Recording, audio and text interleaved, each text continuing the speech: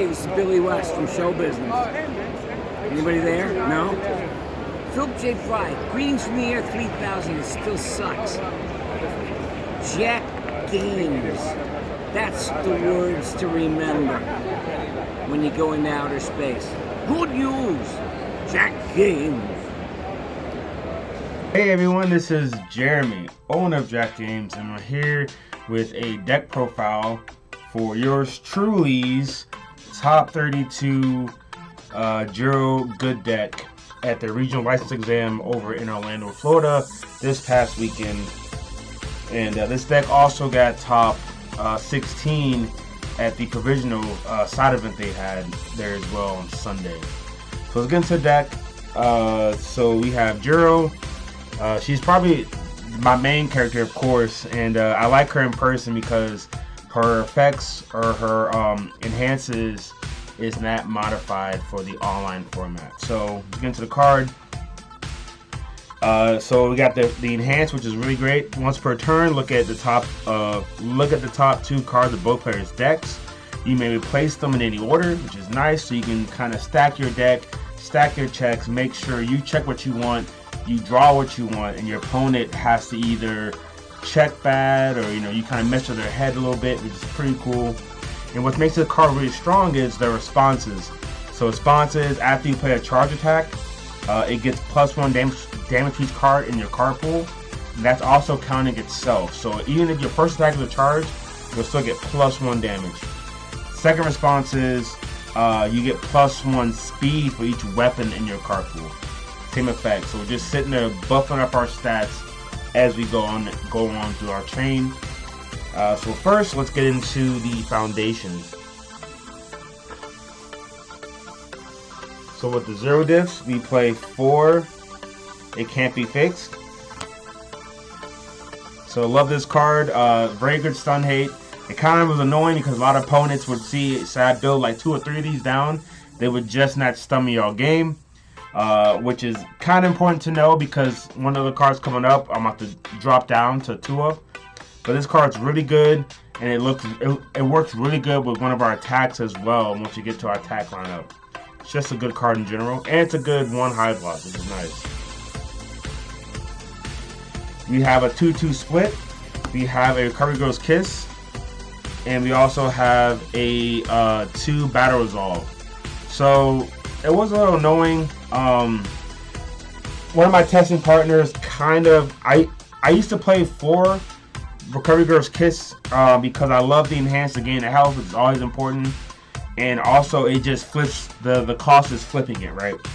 Versus Battle Resolve, you have to response, commit, flip after you lose health, gain a health. So it's immediate health, but you have to flip the card and also commit the card, right? But Battle Resolve makes up for it, I guess, because it has an enhance on it. Commit 2 copies of this card. This attack gets +3 or -3 speed. So the issue I had was I just chose not to play a full 4 set of either card and tried doing a 2/2 split. And it seemed like I could never get enough Battle Resolve on field to make something matter. And to me, in my deck, it's so fast, I feel like committing 2 foundations for +3 speed or -3 speed really isn't good for my deck because Jiro gives speed naturally for all weapons, and we play Special Sound, that -3 speed anyways. So I felt like going forward, I'm going to have just play 4 Recovery Girl's Kiss, and if I have room, maybe just add in 1 or 2 more Battle Resolve to kind of help out the deck a little bit. And plus, Battle Resolve has a higher block mod with a 3 block. So next we'll get into our ones. We play 3 Resistance. So here's a card that I said earlier where having all those it can't be fixed on the board is really important. So I think taking out 1 Resistance is the right call.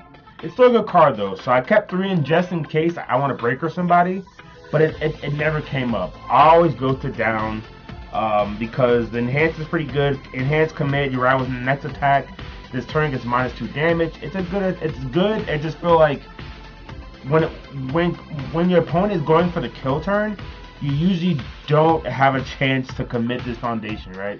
because you want to use it to block, right? So -2 damage is great, but I'd rather, you know, pass a check to do a half block or pass a check to full block something, right? And I just commit this foundation to -2 damage to the next attack, right?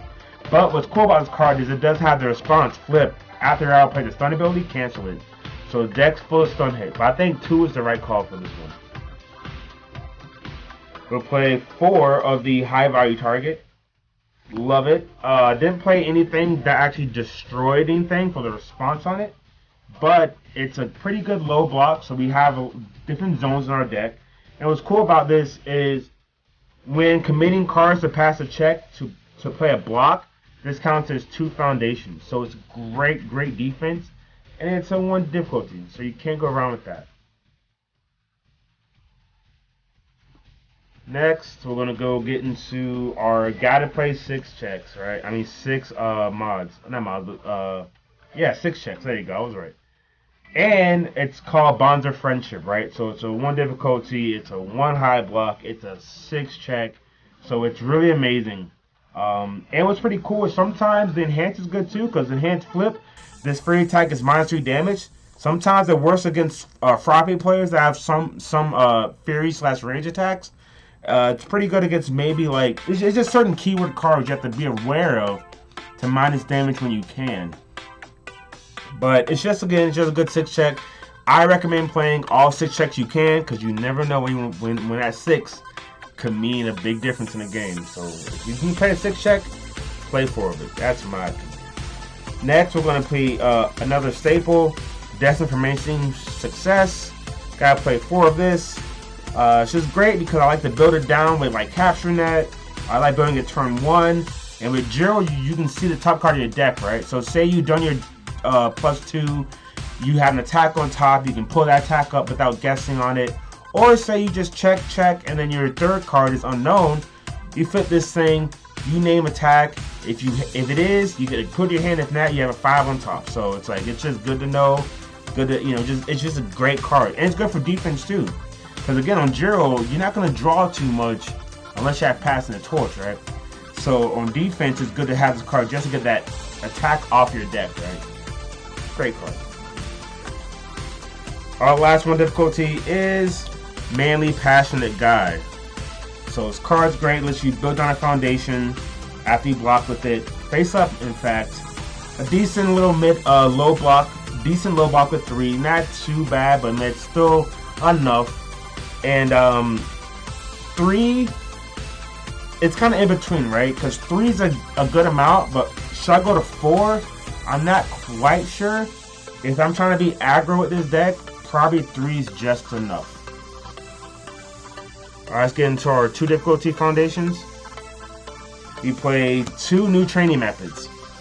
So this card, I wouldn't say overperformed, but this card was amazing going turn 1, even going 2nd.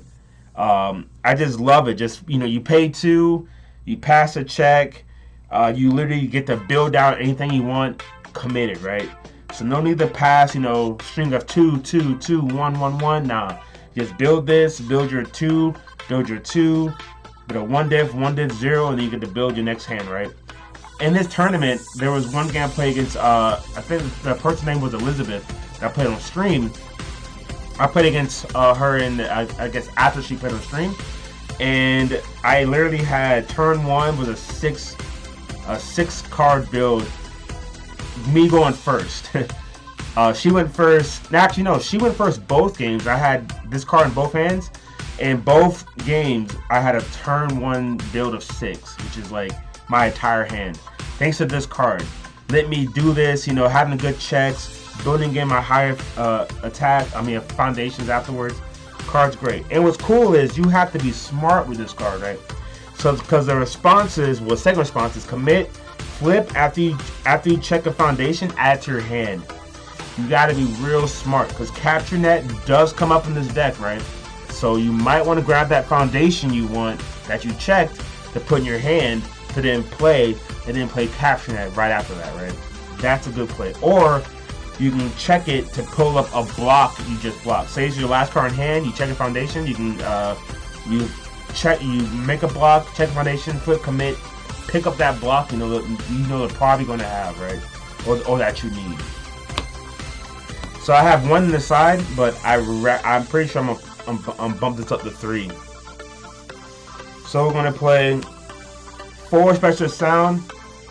Just a staple. I think 4 is the right call because you always want that speed reduction. Because look, the block modifier is a 3. It's a 3 low. So just committing 1 card makes blocking with the 3 that much easier, right? It makes it almost a blocking with 0 because they're gonna have, they're gonna have a 4 low, right? Commit, now it's a 1 low. Now you block the 3, it's a 4, and now that's a passable check. So that's why this card needs to be a 4 up. And the response is great because you can look at your card. It's always good to have card knowledge when you can. Alright, let's get into 2 Hardens, awesome XRs. So Harden is a great card because the more I see it, the more I love it, right? Because you want to block this card, block with it always. Block for the 2 high, and then build with Manly Passionate. Perfect, right?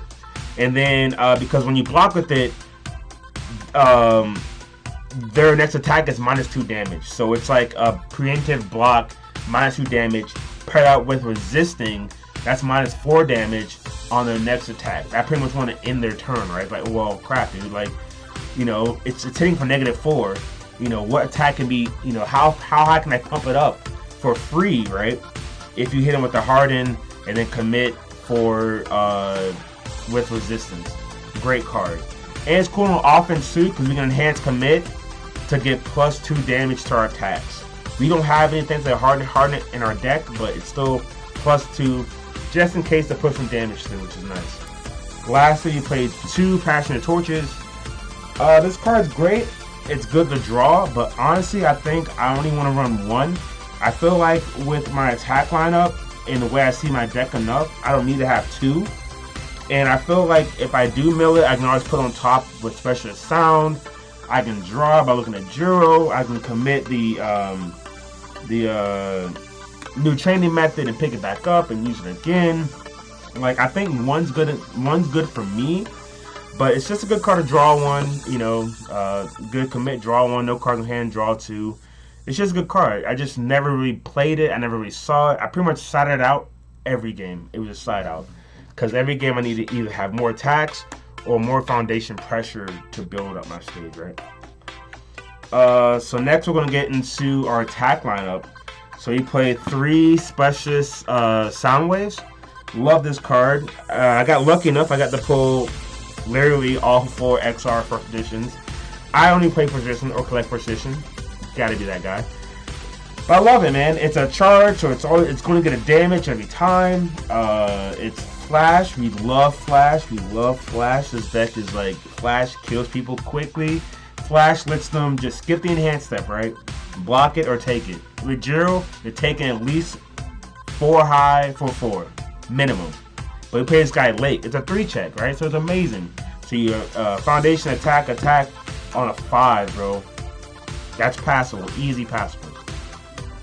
So what I like to do is I like to mulligan, and if I have this in my hand, I always keep this in my hand.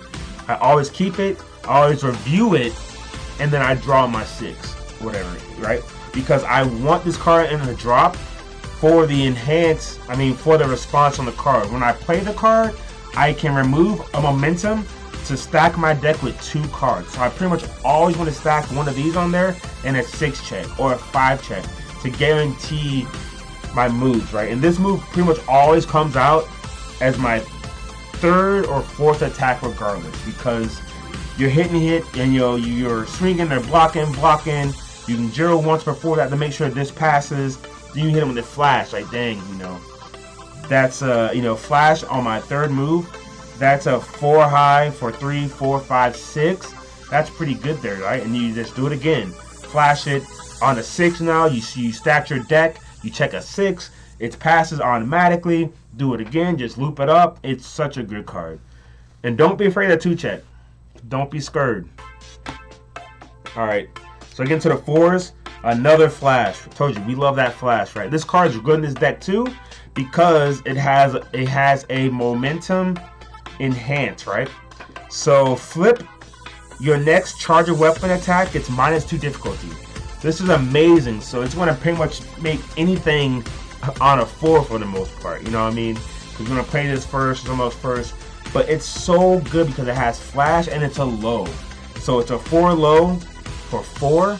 And it's a charge, so it's going to get some damage, right? So it's a 4 low for 5. I mean, they don't want to block it. Most people don't even keep lows in hand, honestly. But the more they block, the more it sets up our attack lineup. So this card is really good. And it has one of my only few deadlock responses. After you play this card, draw 2 cards, right?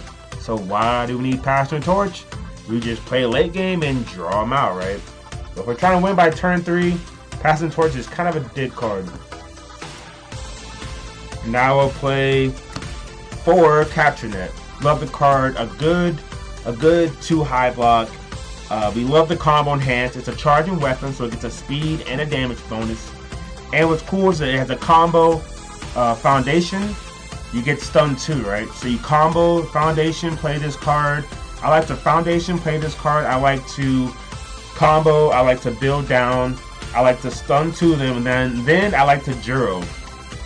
See my top 2 cards, and then kind of scope my attack or build foundation from those 2 cards I see, right? Just a good opener, stun 2, you know, and it's a low. It's a 2 low for 4 with Jiro. It's at the combo. That's a 4 low for 6. That's pretty good. 4 for 6 with stun 2 is easy peasy. Our last 4 diff is a kind of a tech card that I'm loving so far. Ricochet Charge, right? It's a charge, so it gets a damage buff. So it's a 2 high for 5 off the bat. And you play this first, and this card gets stunned too, right? So imagine this world where you play this card first, you stun 2 of them, and then if they don't block it, it leaves the card pool, right? So it forces them to kind of block it, right? But you're like, hey man, it's just a 2 high for 5, bro. Just take the damage, right? Because a Jiro, it just adds to your attacks, right? So it's you block it or you take it. You know, it's good for me either way, right? So you stun them 2, right? And then you play a foundation, and then you play Crate Capture Net on a 6. Jiro, sculpt your hand, right? Or you can be super nasty, play this, stun them out. Then you get lucky and you have 3 back alley haymakers, man. Then you stun them again, right? Play it on that 5. You can Jiro on the 4, play this on the 5, right? I mean on the 6, sorry, on the 6. You have a 5 on top, commit 1, 5, 6, you're golden. Stun 2 again, right? Boom. What's cool is this, I like to play this going first as my first attack or my second attack, and then don't Jiro, right? Do not Jiro. I like to Jiro on this attack because the enhances, I can draw 1 card or I can build a 0 diff from my drop, right? And you play 8 0 diffs. So sometimes it's this, so sometimes it's Nat, but Nat Jiroing first off allows you to Jiro to pick up that attack that might be on your deck to keep to keep swinging, right? Just a good card. Or like you said, if you have nothing, you know, and no zeros, just go ahead and draw a card. I'm wrong with that. And it's a good eye block, 2 eye block. All right, our next 5 difficulty, and again, oh yeah, so with back alley haymaker, I always side in a 4th copy. It's just too good. It's too good. It's too good. So this might be this is a good tech here too. I played 2 Unwavering Slashes. Pretty good 2 difficulty low block. 4 man for 4. Weapon and charge, so it gets speed and damage. Same as back alley haymaker. This only gets damage, but it has EX2, right? So it could be a fast move to use your momentum besides the special sound waves, right? The same with this card too. This card has power for 2, right? So it still could get in there and do some good damage on the back end. Especially being a charging weapon, if you play this late in your string, you're looking at a 4 for 4, you know? I literally had an 8 for 8 one game, right? Playing it as my 4th card in my card pool. So it's really cool. What's cool is also you can discard a card to build an asset, which is great because we only play 2 earphone jacks, but we always build this. I feel like there's never been a time I did not build earphone jack when I saw it because it's too good. It's a 2 of. in a 60 card deck, you have to build this when you see it. Just wait a turn to kill them, but build this, because they're always going to mill a card. You can ready a foundation. This Unwavering Slash gets to build it in. If you do mill it, you can discard this card to build this in. What's really cool is you can attack, commit to ready a foundation, play Unwavering, discard a card to build in a fresh one to kick this out to start doing your moves all over again. It's amazing. And this card lets you draw a card again. Why do we need draw when this card draws? Back out a Haymaker draws. The one foundation draws. You don't need to Passion Torch in my opinion. Last attack. Oh, and last attack. But the next one is Airstream Driver. It's at a 2. We have 1 inside, but 2 works out good for me. It's a good 1 low block. And I just hold it in my hand, bait him out, right? Bait him, and then bang, play it, get a damage from Jiro, and then go ahead, kick from the card pool with enhance, and go ahead and take this 6 high for 6, 7, 8, 9, 10 damage for Jiro at the bare minimum, and then play it late in the card pool. I mean, it's still going to be a 6 high, but they gotta get it. Especially with the stun too. With stun, but we have 3 different cards that stun or can stun. And then you play this card late, I mean, it's pretty much GG's, right? That's a good game. Lastly, the card we sided out for our extra Haymaker is Cannon Blast, right? Yeah, the card's good. But as Jiro, I'm not trying to play a game to turn 5, turn 4, turn 6 where I can consistently tap out to do the enhances on this card, right? I mean, yeah, it's good. This is my only attack in my hand, and he's tapped out because I stunned 2, right? I stunned him.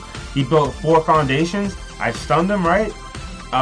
So he has 2 foundations up, and he chooses to block.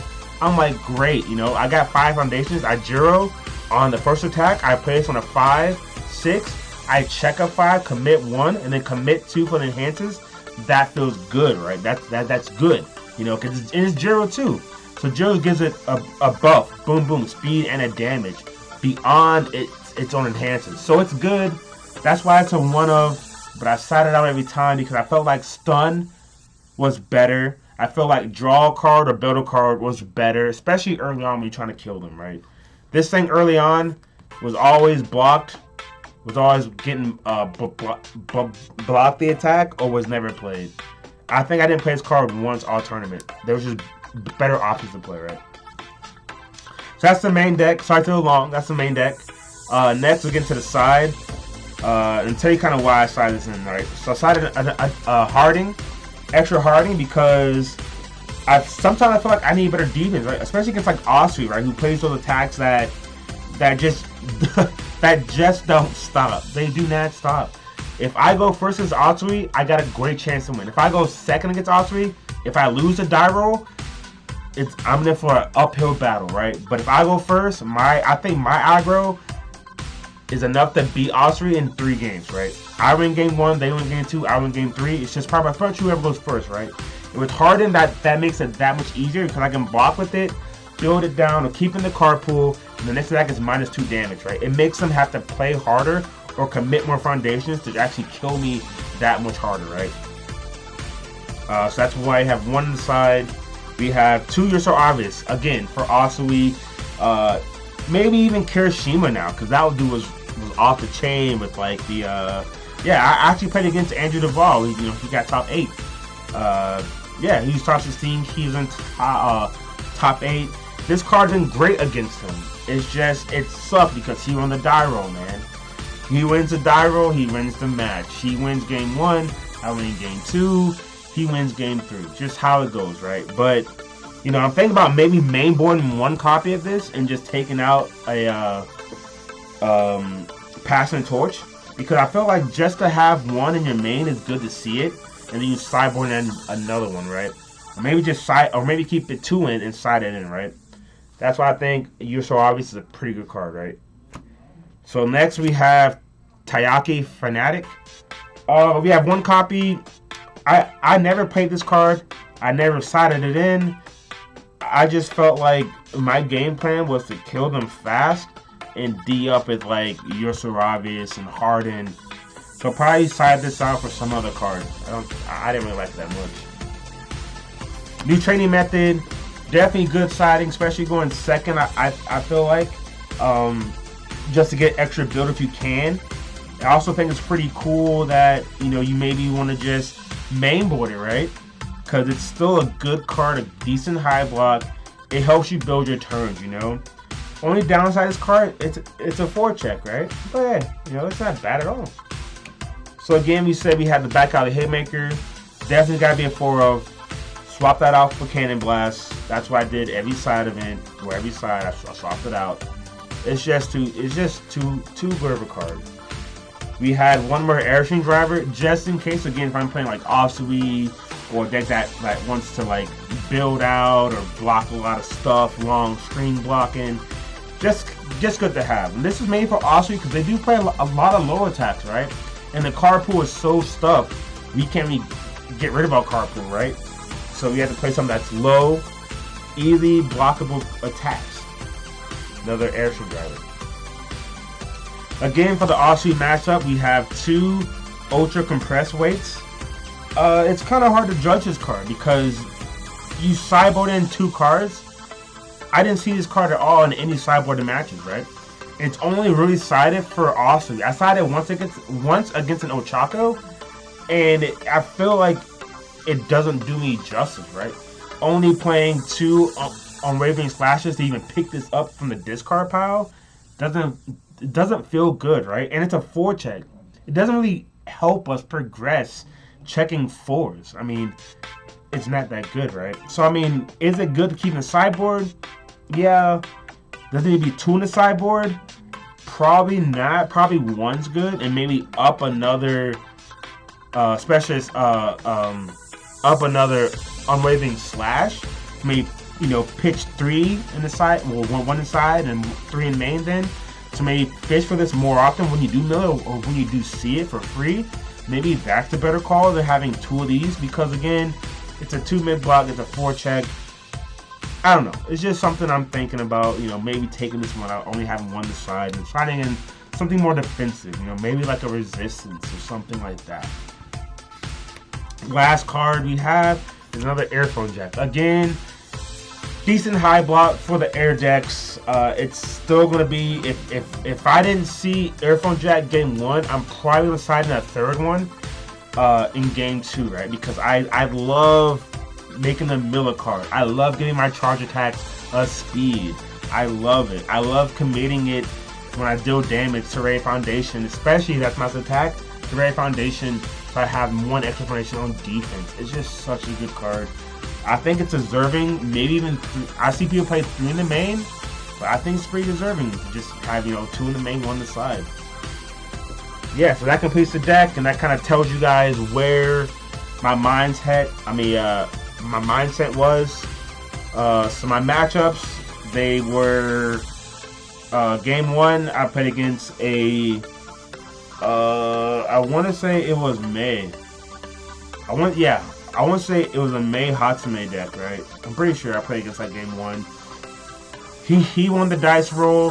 He won game 1. I won game 2, and they went and then it was a tie, right? So game 1 was a tie.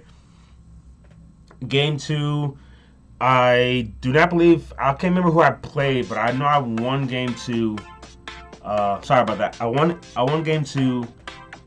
Game 3, I feel like I don't remember the lesser ones. So game 3 had to be, I think game 3 was when I played Andrew and he was playing Kirishima. I think that was game 3. Game 4, I believe I played a May.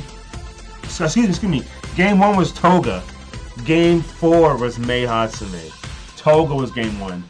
I played against May. May was easy. I, rushed her down. Played against May, beat May game 4.